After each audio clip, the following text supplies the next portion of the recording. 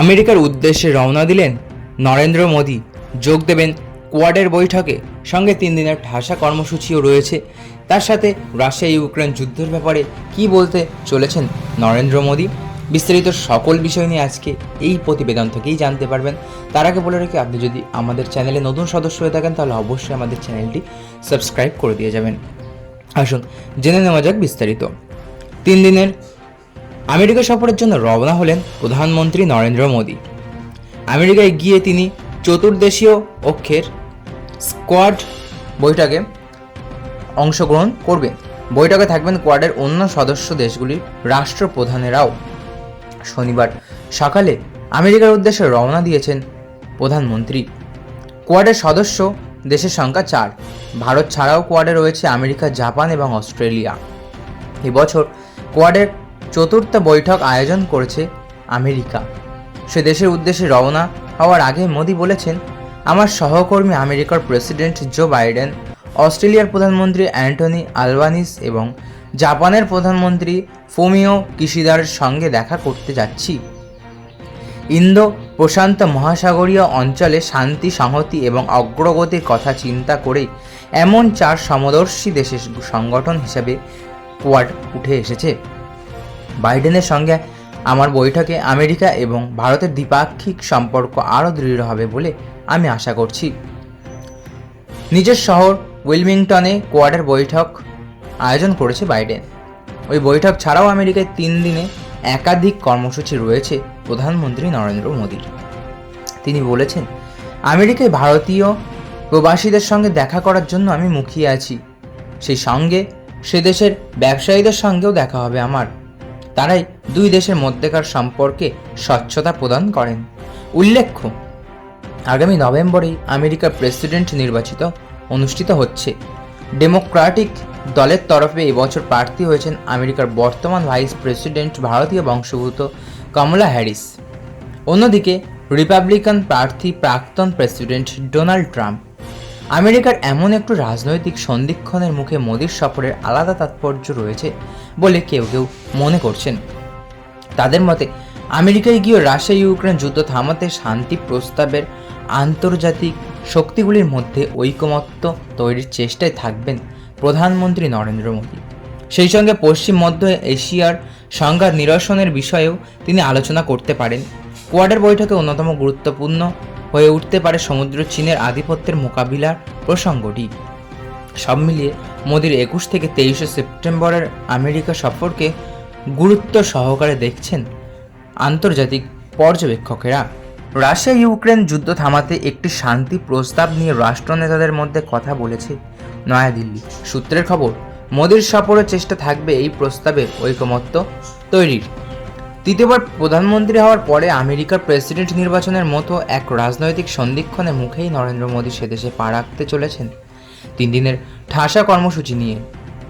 রাষ্ট্রপুঞ্জের সাধারণ অধিবেশনের মূল মঞ্চে মোদী দেশের হয়ে বক্তৃতা দেবেন না ঠিকই, কিন্তু আন্তর্জাতিক দৌত্যে ভরপুর থাকবে তার 21 থেকে 23 সেপ্টেম্বরের আমেরিকা সফর।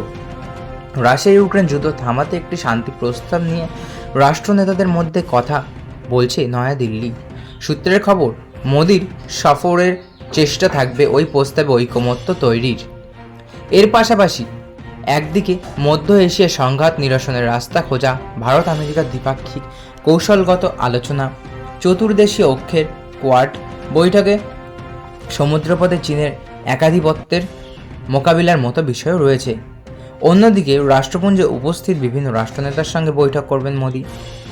ভারতীয় বংশোদ্ভূতদের সম্মেলনে বক্তৃতা দেবেন তিনি। ক্যান্সার চিকিৎসায় কোয়াডভুক্ত রাষ্ট্রগুলির সঙ্গে সহযোগিতার দরজাও খুলবে ভারত। রাষ্ট্রপুঞ্জের সামিট অব দ্য ফিউচার সম্মেলনে বক্তৃতা দেবেন মোদী। বিদেশ সচিব বিক্রম মিশ্রি আজ সাংবাদিক সম্মেলনে বলেন, কোয়াডের 500 বৈঠকে মুখোমুখি হবেন জো বাইডেন এবং নরেন্দ্র মোদী। দ্বিপাক্ষিক সম্পর্কে বেশ কিছু নতুন উদ্যোগের জন্য বিদায়ী প্রেসিডেন্টকে ধন্যবাদ জানানোর সুযোগ পাবেন প্রধানমন্ত্রী। উচ্চ পর্যায়ে বেশ কিছু প্রযুক্তিগত উদ্যোগ 2 দেশের সহযোগিতায় শুরু হয়েছিল বাইডেনের সময়েই। মোদীর সফরকালে ভারত প্রশান্ত মহাসাগরীয় অর্থনৈতিক কাঠামো এবং ভারত আমেরিকান ওষুধ শিল্পের ফ্রেমওয়ার্ক সংক্রান্ত চুক্তিপত্র বিনিময় হবে। মোদীর সফরের সার্বিক প্রেক্ষাপটকে তুলে ধরতে চেয়ে আজ বিদেশ সচিব বলেছেন, এমন সময় প্রধানমন্ত্রী আমেরিকা সফর হচ্ছে যখন সংঘাত, উত্তেজনা এবং বিভাজনের শিকার বিশ্ব। গ্লোবাল সাউথের আরও পিছিয়ে পড়া আশঙ্কা তৈরি হয়েছে। পরিবেশ, শিক্ষা, স্বাস্থ্য, শক্তিক্ষেত্রে লিঙ্গ বৈষম্য, ডিজিটাল বিভাজনে আক্রান্ত বিশ্ব। প্রধানমন্ত্রীর বক্তৃতায় এই বিষয়গুলি উঠে আসবে। থাকবে সুশাসনের কথা, ভারতের বিভিন্ন জনকল্যাণমূলক উদ্যোগের খতিয়ান। বাংলাদেশের অন্তর্বর্তী সরকারের প্রধান উপদেষ্টা মোহাম্মদ ইউনূসের তরফ থেকে মোদির সঙ্গে সাক্ষাতের বার্তা দেওয়া হয়েছে। ডোনাল্ড ট্রাম্পও গতকাল বলেছেন মোদি তার সঙ্গে দেখা করবেন। ইউক্রেনের প্রেসিডেন্ট ভলোদিমির জেলেনস্কিও দেখা করতে চান প্রধানমন্ত্রীর সঙ্গে।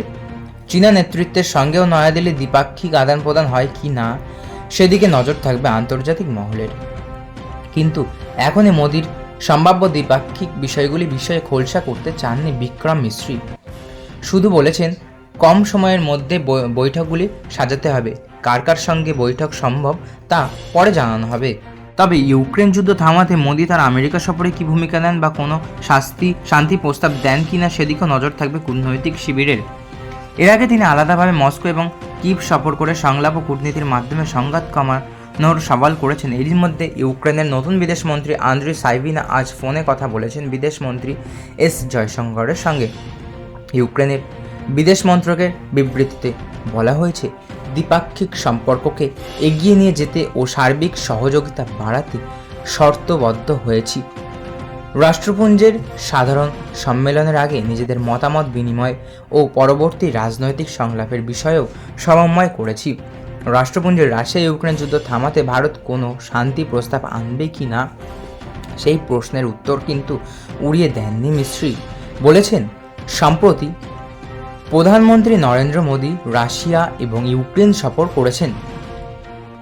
জাতীয় নিরাপত্তা উপদেষ্টা রাশিয়ার প্রেসিডেন্টের সঙ্গে দেখা করেছেন। এটুকুই বলবো, নেতাদের মধ্যে বিষয়টি নিয়ে কথা চলছে। কোনো শান্তি প্রস্তাব আনার আগে দেখতে হবে কতটা ঐকমত্য আনা সম্ভব হয়। আপনারা জানেন ইতিমধ্যেই নরেন্দ্র মোদী রওনা দেওয়া শুরু করেছে। তো যাই হোক, এই সকল বিষয় নিয়ে আজকে সে দেশে অর্থাৎ কোয়াডে আলোচনা হবে, অর্থাৎ অস্ট্রেলিয়া, জাপান এবং আমেরিকার প্রধানমন্ত্রীর সাথে। জো বাইডেন তো উপস্থিত থাকবে, আগেই জানিয়ে দিলাম। এবং আমেরিকায় যে নভেম্বরে ইলেকশন আছে, সেই ইলেকশনে দুজন প্রার্থী বাইডেন সরে দাঁড়িয়েছেন, অর্থাৎ বাইডেন আর ভোটে দাঁড়াবে না। বাইডেনের দলের হয়ে ভারতীয় বংশোদ্ভূত ওই মহিলা ভোটে দাঁড়াবেন এবং রিপাবলিকানের হয়ে ডোনাল্ড ট্রাম্প ভোটে দাঁড়াতে চলেছেন। এখন দেখা যাক কারা সেই ভোটে জিততে পারে এবং বিদায়ী প্রধানমন্ত্রী হিসেবে তাকে ধন্যবাদও জানাবেন নরেন্দ্র মোদী। এটি খবর, সব কিছু খবরে আমরা নজর রাখবো।